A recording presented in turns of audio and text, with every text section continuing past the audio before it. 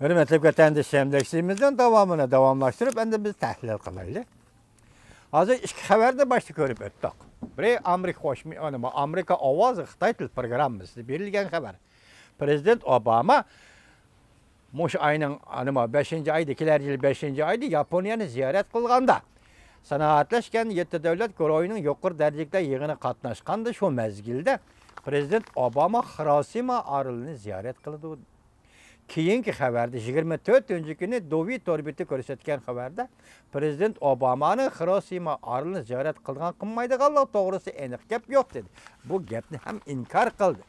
Nima dedi? Buni Aqsaray belgilaydi dedi. Lekin eng oxirida nimani oshkorladi? Demak, bu qatam Yaponiyada o'tkazilgan 7 davlat guruhi tashqi ishlar ministrlari yig'inida shu yig'inga qatnashgan Amerika Qo'shma Shtatlarining davlat ishlar kotibi John Kerry efendinin Hiroshima arlığı verip atom bombasının ziyankashligiga uchragan kishilarning xotirasiga gul chambarak qo'ydi dedi. Diqqat vatandoshlar. İşler başlandımı? Vaziyet terakki qilish şu dereceye yetdimi? Endi biz göreylik, kendimizga chekinib bakaylı. Aldığımızdaki 5. ayının 6. günü Rusya'nın Sochi şehrida Prezident Vladimir Putin bilan Yaponiyanın vaziri Shinzo Abe söhbetleşdi. Meyli o devlet söhbeti olsun, meyli gayri resmi söhbet olsun. Ağırlıkta Prezident Vladimir Putin 4. ayının 14. günü bu qatim Vazir Shinzo Abe bilan ko'rishganda Ikkinchi Dünya urushdan qilib qolgan masalalarni muhokama qiladiganligini, suhbatlashadiganligini, Yaponiyaning shimolidagi 4 orol masalasi bo'yicha murassallashadiganini, yo'l qo'yadiganligini so'zladi. Shuni ular to'xtab qolmay 4-ayning 21 kuni televiziyada, endi biz bu tor betida ko'rdik, televiziyada nima dedi? Televiziya nutq so'zlab yoki muxbirga suhbat bayon qilib, Prezident Vladimir Putin yuqori so'zni yana bir qatim takrorladi. 4-5 kundan keyin yana bir qatim takrorladi. Sochida vazir Shinzo Abe bilan suhbatlashadiganligini, Yaponiyaning shimoliy 4 orol masalasi bo'yicha murassa qilishadiganligini, ham Ikkinchi Dünya urushidan keyingi eslib qolgan masalalar to'g'risida Yaponiyaning vaziri Shinzo Abe bilan suhbatlashadiganligini aytdi. Endi bugun ko'raylikki biz John Kerry efendi davlat ishlar kotibi Amerika Qo'shma Shtatlarining demak atom bombasining zarbasiga uchragan sarayga berib xotirjam bir kuni qo'ydi. Hozir endi Prezident Obama boramdi, bormamdi degan maqsadda biz yuqorida ikki xabarni ko'rdik. Biri bor deyilib qayd qilin, yana birisida inkor qilindi. Hozir vaqti emas, buni Amerika Qo'shma Shtatlari hukumatı belgilaydi dedi. Demak, bu yerda yuz berayotgan bir ish, ulug' bir ish. Prezident Obama Yaponiyaga kelganda yoki 5. ayning 27 kuni Yaponiyaga yetib borganda Hiroshima arlığa boramdi, bormamdi degan masala. Endi biz agar Prezident Obama Hiroshima aralini ziyorat qiladi desak, u vaqtida Ikkinchi Dünya urush tarixining oxirlashgan davri. Urush holatining oxirlashgan davri. Yaponiyaning usul-kesil ozod qilinganligi qo'yib o'tilganligi davri. Ikkinchi Dünya urushining Osiyo strategiyasining endi bir taraf bo'ladigan davri yetib keldi deb tahlil qilsak bo'lamdi, bo'lmadi vatandosh.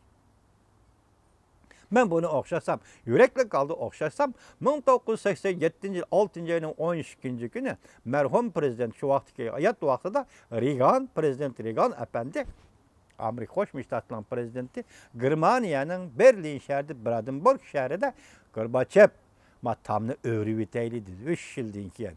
91 yildan boshlab tamı öyle 89. yıl, 87. yıl sözüldü, 89. tam öyle. 2 yıldan keyin tam öyle. Bu bir çakarak idi, dünyayı çakarak idi.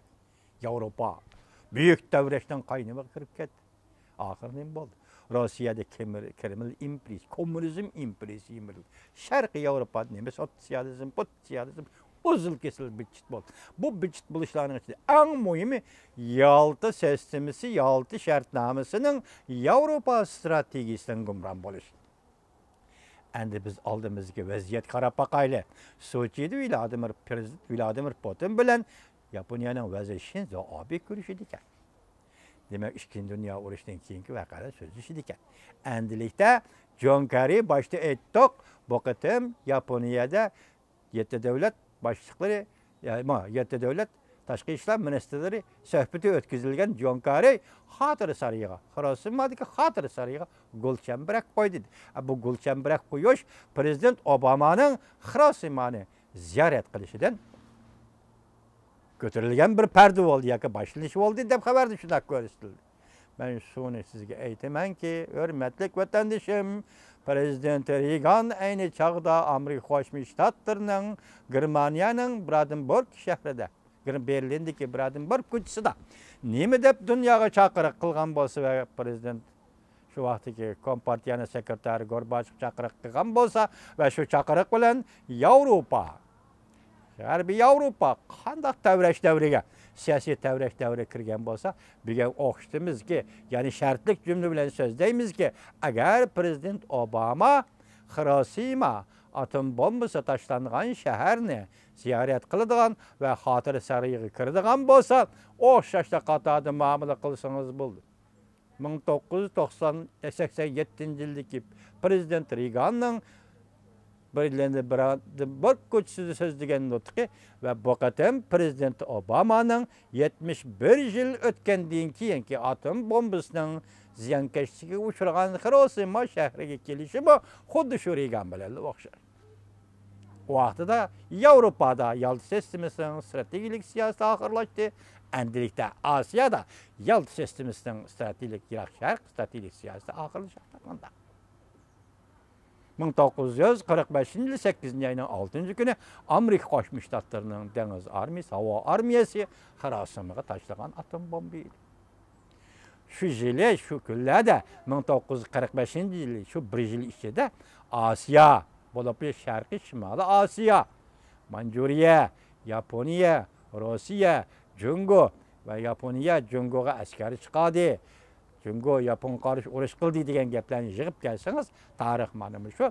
Endilikda Osiyoda Yalta sistemasi, Yalta shartnomasining Yirik Sharq strategiyasining pardasi ko'tarilgan davr keldimi qanday? Men umidvor bo'lib ketdim, men sizga tasavvurimdagi so'zlayapman unda emas.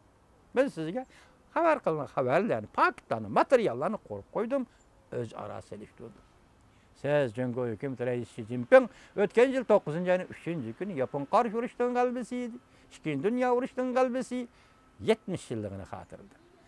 Endi 71 yil bo'lganda Amerika Qo'shma Shtatlarining navbatdagi prezidenti Obama Hirosima oroli atom bombasi tashlangan ikkinchi dunyo urushi atom bombasi tashlangan Hirosima orolini ziyorat qilgan bo'ldi.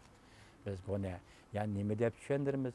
Bu to'g'rida nemish Xitoy matbuotlari jim bo'lib oladi, nemish Xitoy torbetlari jim bo'lib oladi. Sabab zada nima? Biz buni keyingi leksiyalarimizda ko'ramiz, hurmatli vatandoshlar.